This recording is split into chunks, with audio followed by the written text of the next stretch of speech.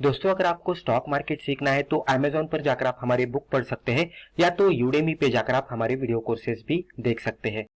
Hello friends, welcome to our channel learn stock charts to earn. दोस्तों, आज की video में हम एक बहुत ही सिंपल सी इंट्राडे की ट्रेडिंग स्ट्रैटेजी डिस्कस करेंगे, जिसमें हम कोई भी इंडिकेटर का इस्तेमाल नहीं करने वाले।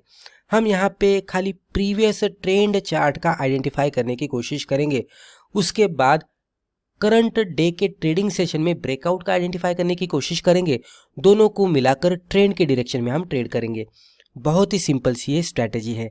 अगर आप बिगिनर लेवल के ट्रेडर से और कोई सिंपल सी इंट्राडे ट्रेडिंग स्ट्रैटेजी के सर्च में है तो ये वीडियो पूरा देख लीजिएगा। इसके जरिए आपको एक अच्छी खासी स्ट्रैटेजी सीखने को मिलेगी। स्ट्रैटेजी डिस्कस करने से पहले हम ये देखेंगे कि ये पर्टिकुलर स्ट्रैटेजी के साथ ट्रेड करने के लिए हमें किन किन चीज़ों की ज़रूरत है। तो what we need. Time frame. हम यहाँ पे दो टाइम फ्रेम्स का इस्तेमाल करने वाले हैं।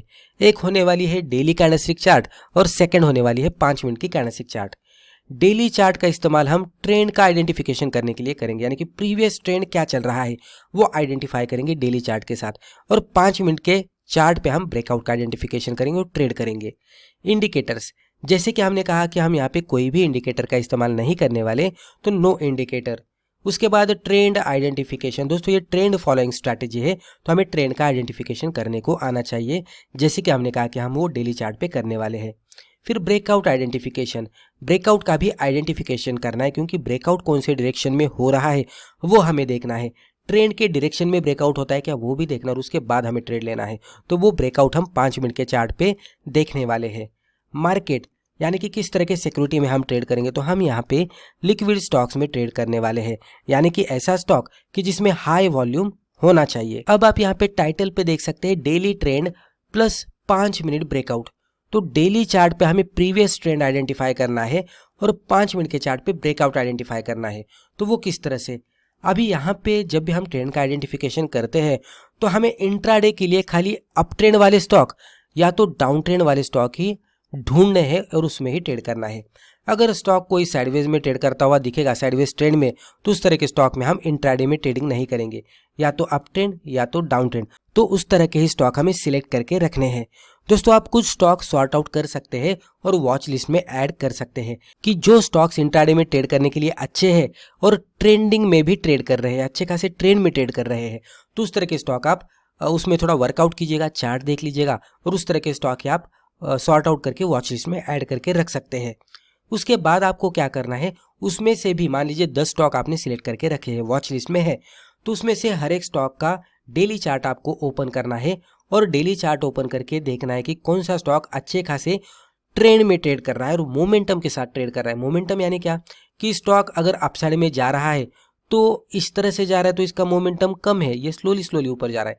लेकिन अगर स्टॉक इस तरह से ऊपर जा रहा है तो कह सकते हैं कि इसमें मोमेंटम बढ़िया है। तो ये मोमेंटम वाले स्टॉक में अगर हम इंट्राडे में ट्रेड करेंगे तो इसमें रिजल्ट बढ़िया मिलता है, इसकी एक्यूरेसी अच्छी होती है, रिस्क रिवॉर्ड मिलता है और छोटे से स्टॉप लॉस के साथ हम बड़ा बड़ा प्रॉफिट मल्टीपल टाइम्स भी कैप्चर कर सकते हैं।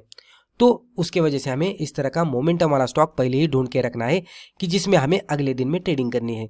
अगर आपके पास इस तरह का स्टॉक आता है तो आपको क्या करना है, जब भी आप ट्रेड करेंगे तो आपको वहां पे ट्रेडिंग डे में आपको 5 मिनट का चार्ट ओपन करना है वो पर्टिकुलर स्टॉक का। 5 मिनट का चार्ट ओपन करने के बाद आपको क्या करना है, पहले 5 मिनट का वेट करना है, कैंडल को प्रिपेयर होने देना है। जैसे ये कैंडल प्रिपेयर होती है तो इसका हाई और इसका लो मार्कआउट करके रखना है। अगर स्टॉक अच्छे खासे अपट्रेंड में ट्रेड कर रहा है तो इसका ब्रेकआउट शुड, यानी कि ब्रेकआउट यहाँ पे ऊपर के साइड में ही बनना चाहिए। तो अगर ब्रेकआउट निचले साइड में बनता है, यानी कि ब्रेकआउट यहाँ पे ब्रेकडाउन बन रहा है, तो ब्रेकडाउन पे हम ट्रेड नहीं करेंगे, क्योंकि इसका जो बेसिक ट्रेंड है तो that trend is up trend. अगर आप देखेंगे तो डेली चार्ट पे अगर हमें इस तरह का स्टॉक मिला है तो हम कहेंगे कि basic trend of that particular stock is up trend, right. उसके बाद जब भी हम 5 मिनट का चार्ट ओपन करते हैं तो breakout should happen in the direction of this trend, right. तो ये जो ब्रेकआउट बन रहा है वो कौन से डायरेक्शन में बनना चाहिए, तो ये डेली चार्ट पे हमने जो ट्रेंड देखा था तो वो डायरेक्शन में बनना चाहिए। अगर ब्रेक डाउन बनता है तो इसमें ट्रेड नहीं करेंगे, क्योंकि ये अपसाइड में जा रहा है और ये कैंडल पे हमें ये सेल की इंडिकेशन दे रहा है, तो यहाँ पे टोटली इग्नोर करेंगे, दूसरा स्टॉक ढूंढेंगे। लेकिन अच्छे खासे अप ट्रेंड पे अगर 5 मिनट के चार्ट पे भी ब्रेकआउट अबाउ साइड में बनता है तो डेफिनेटली उस तरह के स्टॉक में हम यहाँ पे ट्रेडिंग करने का मौका नहीं छोड़ने वाले, क्योंकि ये बहुत ही बढ़िया तरीके से वर्कआउट होने वाला है। तो इसका भी कुछ कैंडल का हाई लो रहेगा, जो भी कैंडल ब्रेकआउट दे रही है 5 मिनट के हाई को, तो ये कैंडल के अकॉर्डिंग हम ट्रेड करेंगे। हाई के ऊपर एंट्री, लो के नीचे स्टॉप लॉस, और सिंपली 1:2 का टारगेट हमारा पहला टारगेट रहेगा। वहाँ पे हम हाफ क्वांटिटीज बुक करेंगे और रिमेनिंग क्वांटिटीज को हम ट्रेलिंग बेसिस पे लेके जाएंगे। बहुत ही बढ़िया तरीके से वर्कआउट होता है, जहाँ पे डेली चार्ट पे हम मोमेंटम वाला ट्रेंड आइडेंटिफाई करते हैं और फिर ट्रेडिंग डे में 5 मिनट का चार्ट ओपन करके ब्रेकआउट ट्रेंड के डायरेक्शन में बन रहा है क्या वो देखेंगे और ट्रेड ले लेंगे। तो इस तरह से करना है। आगे जाकर हम एक एग्जाम्पल भी देखेंगे कि जिसके जरिए आपको ये स्ट्रेटेजी अच्छी तरह से क्लियर हो जाएगी। तो यहाँ पे आप देख सकते हैं एग्जाम्पल के तौर पर हमने आपके सामने ये डेली कैंडलस्टिक चार्ट ओपन किया है।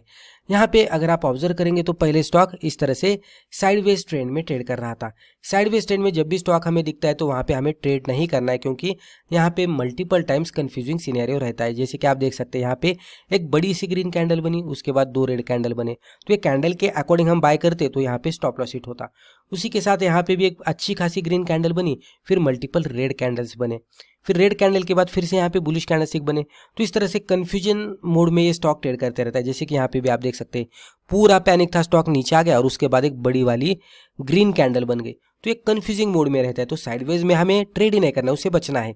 यहाँ पे ट्रेंड कब शुरू हुआ, जैसे ये रेंज को बाहर ब्रेकआउट दिया स्टॉक ने, तो इसमें एक अच्छा खासा ट्रेंड शुरू हुआ, स्टॉक मोमेंटम के साथ ऊपर जाने लगा है। तो यहाँ पे हमें अभी ट्रेड करने का सोचना है। इवन आप ये कैंडल के अकॉर्डिंग भी ट्रेड करते तो उसके बाद आप देख सकते कि यही कैंडल पे एक बढ़िया सा मोमेंटम मिला है। अभी हमने जो एनालिसिस किया है वो पर्टिकुलर ये जो लास्ट वाली कैंडल है वो हमारी ट्रेडिंग कैंडल है और ये इसकी प्रीवियस कैंडल है, वहाँ पे हमने एनालिसिस किया है। हमने पहले डेली चार्ट पे ट्रेंड का आइडेंटिफिकेशन किया है।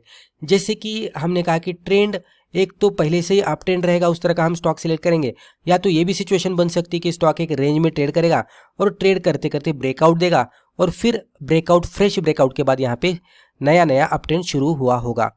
तो ये भी सिचुएशन बन सकती है, या तो पहले से ही अप ट्रेंड रहेगा या तो रिसेंटली ब्रेकआउट देकर नया नया अप ट्रेंड इसने शुरू किया होगा। तो ये दोनों को भी हम कंसिडर करेंगे। यहाँ पे अगर आप देखेंगे तो फ्रेश ब्रेकआउट मिला और रिसेंटली ही ट्रेंड शुरू हुआ है, तो इस तरह के माहौल में भी हम ट्रेड कर सकते हैं।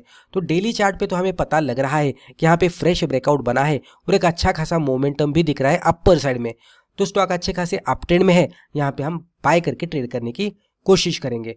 तो ये स्टॉक को हमने चूज किया। अभी ट्रेडिंग डे में क्या करना है हमें, तो यहाँ पे हम अगले स्लाइड में देखते हैं। तो यहाँ पे आप देख सकते हैं ये हमारा 5 मिनट का कैंडलस्टिक चार्ट है, ये ट्रेडिंग डे का चार्ट है।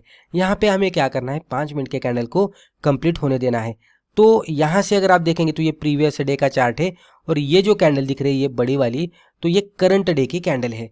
तो हमें क्या करना है, ये कैंडल के हाई लो इस तरह से मार्कआउट करके रखने हैं। मैंने इसके हाई लो मार्कआउट करके रखे। इसके ब्रेकआउट के बाद ब्रेकआउट वाली कैंडल पे ट्रेड करना है। हालांकि अगर आप देखेंगे तो ब्रेकआउट वाली कैंडल यहाँ पे क्लियर नहीं मिली, जो कि अपर जो ट्रेंड लाइन है उसको क्रॉस करके ब्रेकआउट दी है, लेकिन यहाँ पे आप देख सकते हैं कि गैप अप हुआ और उसके बाद इसमें अपर साइड में ही मूवमेंट आई है। तो ये कैंडल बनी। ये कैंडल जैसे ही बनती है तो हम ये कैंडल पे ट्रेड नहीं करेंगे, क्योंकि ये रेड कैंडल थी। रेड कैंडल के बाद कभी भी बाय नहीं करना चाहिए। बाय करना है तो ग्रीन कैंडल के बाद बाय करना है। तो उसके बाद अगर आप देखेंगे तो ये ग्रीन कैंडल बनी। जैसे ही ग्रीन कैंडल बनती है, कैंडल के हाई के ऊपर हम एंट्री करेंगे, लो के नीचे स्टॉप लॉस लगाएंगे। जनरली स्टॉप लॉस हमारा ये जो रेजिस्टेंस लाइन है उसके नीचे थोड़ा सा होना चाहिए। अभी अगर आप देखेंगे तो ये उसके बाद जो रेड कैंडल बनी है वो स्टॉप लॉस तक जाती हुई दिखी है। लेकिन यहाँ पे एक बात का ध्यान हमें रखना है कि जो भी हमारी ये कैंडल थी ब्रेकआउट वाली ग्रीन कैंडल, जिसको हमने कंसिडर किया था कि जिसके हाई के ऊपर हमें एंट्री करनी थी, तो ये रेड कैंडल उसके हाई के ऊपर गई ही नहीं, तो यहाँ पे हमारी एंट्री ही नहीं बनती। तो एंट्री नहीं बनेगी तो स्टॉप लॉस का क्या मतलब है, राइट। एंट्री हमारी यहाँ पे बनी ही नहीं, स्टॉक कितना भी नीचे जाए कोई मतलब नहीं है। एंट्री बनने के बाद हमें देखना है। तो एंट्री अगर आप देखेंगे तो उसके बाद की जो ग्रीन कैंडल है यहाँ पे एंट्री बनी, उसके बाद स्टॉक नीचे आया ही नहीं, स्टॉक में कंटिन्यूस बेसिस पे अपसाइड में मूवमेंट आती हुई दिखी है। तो यहाँ पे हम रिस्क रिवॉर्ड भी देखने की कोशिश करते हैं। तो ये इसका हाई था और ये कैंडल को हमने कंसिडर किया ट्रेडिंग करने के लिए। इसके हाई के ऊपर एंट्री, लो के नीचे स्टॉप लॉस और स्टॉक में मूवमेंट ये लेवल तक आती हुई दिखी है। रिस्क रिवॉर्ड रेशियो के हिसाब से देखने की कोशिश करेंगे तो एंट्री से स्टॉप लॉस का डिस्टेंस इतना था और एंट्री से टारगेट का डिस्टेंस इतना है।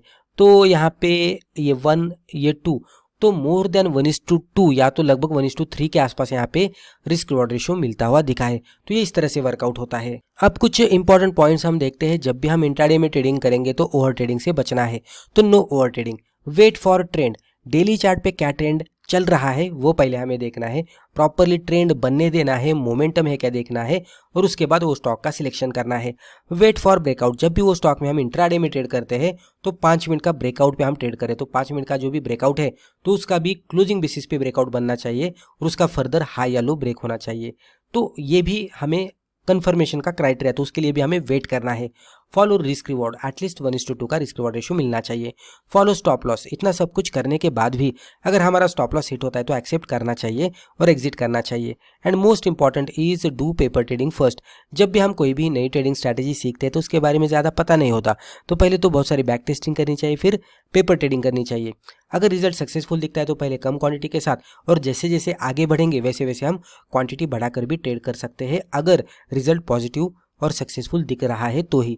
तो दोस्तों मुझे लगता है कि रिस्पेक्टिव वीडियो में हमने जो भी डिस्कस किया इससे आपको ज़रूर फायदा हुआ होगा। Thank you.